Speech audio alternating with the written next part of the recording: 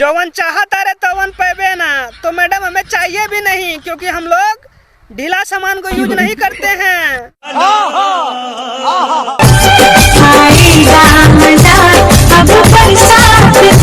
आएगा मजा बरसात का। साला ये कौन सा मजा है जो बरसात में ही आता है? वो मजा रात में भी हो सकता है ना। सही पकड़े हैं।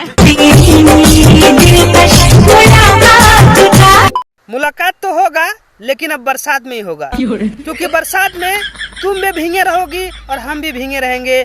सिलेंसर कम गरमाएगा और ब्लास्ट होने का कम संभावना रहेगा।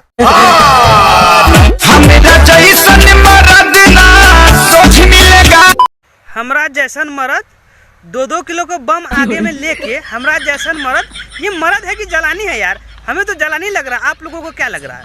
यही नहीं, अभी और सुनिए। अच्छा, लव वाला डोज रोजे रोज मिलेगा।